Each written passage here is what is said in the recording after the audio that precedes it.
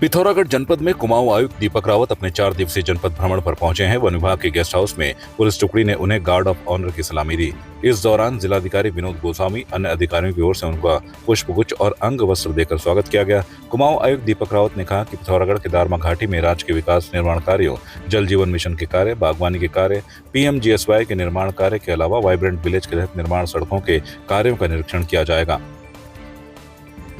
देखिए, पिथौरागढ़ डिस्ट्रिक्ट में जो दारमा वैली है, इसके जो मुख्य गवर्नमेंट के काम हो रहे हैं, इसमें जल जीवन मिशन भी है, कुछ हमारे बागवानी के काम हो रहे हैं, PMGSY की सड़कें कट रही हैं, बल्कि और भी कुछ नई सड़कों के यहाँ पे वाइब्रेंट विलेज के तहत टेंडर्स हुए हैं और फ्यूचर बहुत अच्छा है। चाहे होम स्टेज़ की बात करें, ट्रैक्स की बात करें, बहुत ही खूबसूरत वैली है। तो इन सब का जायज़ा लेने के लिए, विशेषकर भौतिक सत्यापन करने के लिए मैं दारमा वैली में रहूँगा और वहाँ पे ग्रामवासियों की, स्थानीय निवासियों की जो भी समस्याएं हैं वो सुनी जाएंगी और उनका उचित समाधान किया जाएगा।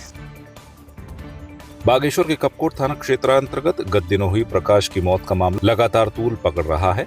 मृतक के पिता समेत अन्य परिजनों ने हत्या की आशंका जताई। वहीं अब तक किसी की गिरफ्तारी नहीं होने पर परिजनों ने पुलिस उपाधीक्षक से मुलाकात कर न्याय की मांग की। उन्होंने बताया कि पोस्टमार्टम रिपोर्ट आने के बाद ही और अधिक स्थिति स्पष्ट होगी और अग्रिम कार्रवाई करेंगे। CO कपकोट की ओर से दुर्घटना वाले स्थान पर जाकर मौका मुआयना भी किया गया है। जैसे कि आज इस कपकोट की धरती में दुखद घटना घटी है, इसके लिए हम आज सभी ग्रामवासी लोग जो एक हम सबको एक शक है कि भाई हमारे भाई के साथ, छोटे भाई के साथ दुर्घटना ने एक मर्डर हुआ उसका, उसके लिए हम आज जिलाधिकारी महोदय के पास गए, उनसे भी अपनी व्यथा और अपनी पीड़ा रखी कि निष्पक्ष जांच हो और दोषियों के खिलाफ इसमें दंडात्मक कार्रवाई हो। उसके बाद माननीय पुलिस अधीक्षक महोदय के कार्यालय में भी एक ज्ञापन प्रेषित किया। उसके तत्पश्चात आज CO साहब यहाँ कपकोट आए, थाना कपकोट में, और उनको भी इस बारे में अवगत कराया और उन्होंने भी और SO साहब ने भी आश्वासन दिया कि भाई निष्पक्ष जांच हो रही है और जैसी कोई इस टाइप का वो मिलता है तो तुरंत दंडात्मक कार्रवाई होगी। आपको विदित है कि जो 4 अक्टूबर को एक एक्सीडेंट हुई थी हमारी लोहार खेत रोड पे, जिसमें एक प्रकाश कपकोटी नाम का व्यक्ति था जिसकी मृत्यु हो गई थी और 4 लोग घायल हुए थे।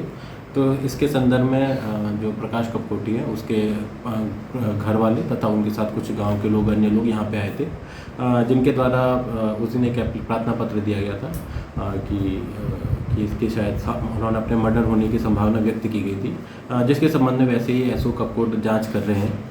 इसके संबंध में वो आज मुझसे मिले थे। उन्होंने जो उनके कुछ बिंदु थे कि ये बिंदु भी जांच में लाने चाहिए, तो वो बिंदु मुझे बताए गए और इसके बाद SO साहब और हमने मिलकर सुना और इसके बाद उनका यही था कि जो भी जांच होगी वो निष्पक्ष की जाए तथा इसको जल्दी से जल्दी किया जाए। तो इनको हमने वही बताया कि जांच निष्पक्ष होगी और टाइमली मैनर में इनको बता दिया जाएगा जो भी फैक्ट है जांच में कि ये एक्सीडेंटल डेथ है या फिर इनका किसी के द्वारा हत्या कारित की गई है। तो जैसे ही जाँच होगी तो इसके बाद ये बिंदु सबको बता दिए जाएंगे। बागेश्वर जिला मुख्यालय में भी हरियाणा राज्य विधानसभा में मिली शानदार जीत के बाद भाजपा खेमे में भी जीत के जश्न का माहौल बना हुआ है।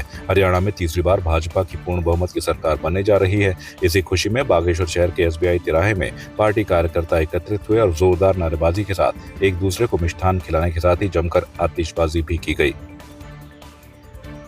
पूरे देश में बड़े हर्ष और खुशी का विषय है, क्योंकि हमारे देश के यशस्वी प्रधानमंत्री जी के कार्यों के पर जो है आज हरियाणा प्रदेश ने भी मोहर लगाई है।